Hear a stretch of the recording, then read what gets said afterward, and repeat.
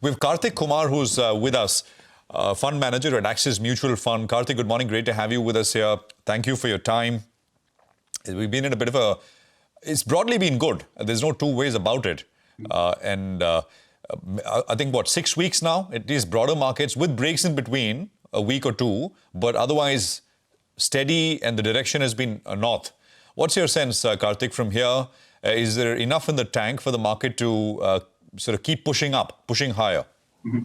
I think what's happened is while the earnings season has started on a good note, where we have the number of stocks beating estimates have been substantially higher, but that comes with the caveat that the earnings estimates were kind of well managed going into the season. Our estimates were, the expectations were quite low. So that helped. Also, the fact that we had a correction previously, which meant that we had room for a rally. So now we are back to valuations close to peak valuations, what we saw in September 24 across large, mid, and small. So I think for this to keep going, we would need improvement in earnings sentiment. We would need upgrades in earnings for FY26 and 27, and I think that will come a bit down the line when things improve for multiple reasons. But in the interim between now until earnings improvement kicks in, I think the market is more likely to be range bound. Having said that, we've seen risk appetite improving, which is why the breadth of the market, as you pointed out, has been doing well, and small and mid cap in general have been outperforming large cap. So the risk appetite has improved, but for the entire market to move to a next level, I think would require earning support from here on. Okay, all right. Hi, Karthik. Good morning and good to see you. One theme that I think you were quite overweight on was the pharma as well as the healthcare sector. That continues to remain your top weight? So pharma, healthcare, we continue to remain overweight. I think there it's a case of expectations as well. The sector had underperformed previously, given the uncertainty, especially policy-induced global uncertainty coming from US. And I think as that clears up and expectations there is more visibility around that, I think that sector should continue to do well, which is why we continue to remain overweight pharma in general. Overweight on pharma. Got that. Karthik, hi, morning. Thanks for joining in. So, what's the sense, if I talk about a broad strategy from here, because the global picture is still very, very murky. In general, the sense is that domestic macros are looking very good, whether it's the liquidity conditions, expected rate cuts, a bountiful monsoon. So what's the best way to play the market, say, over at least the next 6 months, if you are to gear your portfolio to capture some of this positivity? What would be your top plays or top sectors? From a style perspective, I would say what's happened over the last 4-5 months is essentially markets kind of penalize growth, because there has been growth stocks, however you look at it in terms of expected growth, or if you look at earnings revisions, markets not really rewarded these stocks because market has been skeptical of the growth picture in general, given the uncertainty, especially emanating from US and tariff related uncertainty. But I think as things clear up, growth as a style will be worth looking at, because at the end of the day, the markets will reward growth, especially in an environment where FY26 and 27 numbers as of today still continue to be cut. As we've gone through the earnings season, the earnings has been cut by around 1%, which is not a lot to put it in context compared to some of the previous quarters, but still, I think markets will continue to value growth. So that's an area that I'd continue to look at. Growth along with quality is something that I would continue to look at from a purely style perspective. From a sector perspective, I'd continue to remain overweight pharma. We also have good exposure to financials. Financials, if you break it down into components, be it banks, NBFCs, or capital market plays, each of these buckets offer their own strengths in terms of be it valuation comfort or growth in case of capital market names. So those are the two areas we will remain overweight. And areas where we would remain slightly underweight would be consumer names, be it consumer staples or discretionary, largely because the earnings environment continues to remain tepid. The growth outlook also continues to remain a bit soft in the near term. We expect it to improve later down the year, given the various steps that you mentioned, the reasons that you mentioned. But when it happens, we'll relook at it. As of now, we continue to remain underweight those sectors. Okay, all right. Karthik, just hold on to that thought. We have some news coming in on Kiri. They'll be looking to sell the entire 37% stake in Dystar Global.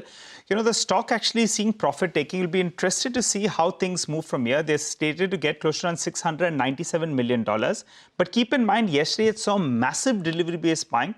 And the stock ended at the high point of the day as well. So that's why I think sustaining that up move that we saw will be interesting. In fact, as we speak, the stock is selling off.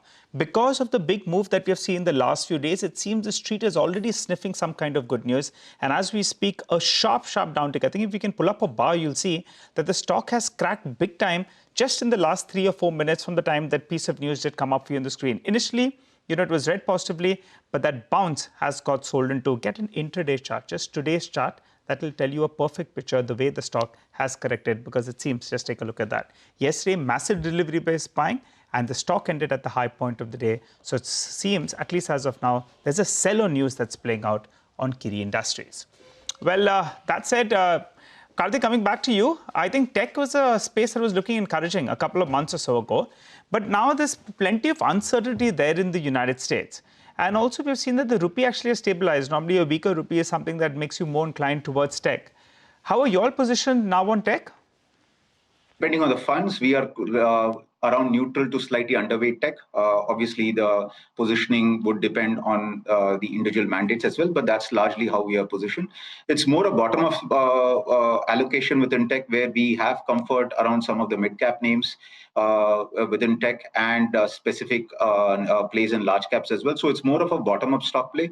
The catch there is that while there is uncertainty, the sector has already corrected a fair bit through the year. And the expectations are also not very rosy. So in that context, things at least have a low base. So that's something worth looking at over the next few months. Okay.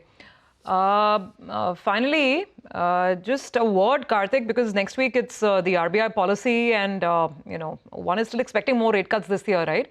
On financials, what do you like the most, and are there any segments that you would avoid? I mean, for instance, let's say capital market plays. I don't know if you still think there's more upside, but just give us a broad overview of what you're doing here. Lenders and non-lenders, both. Okay, so within financials, we like large private banks, and we also have exposure to NBFCs. And within capital marketplace, as you touched on, we are quite selective because valuations in some of the cases are quite rich. So it is very specific at this point, and it is not as broad-based as, let's say, 3-5 months back within the capital market space. No, absolutely, and it's a space which, of course, has done so well, and really a consensus kind of overweight for many in the market out there.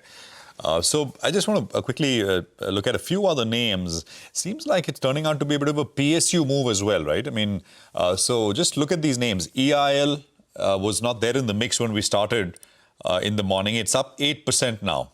EIL, it's got large volumes for this point of the day. I don't see it very often here. The other one is MMTC, 8% up. It's the fourth largest volume-led gainer. That's why I'm saying these are not names you're used to seeing at 920, 925 with these kind of volumes.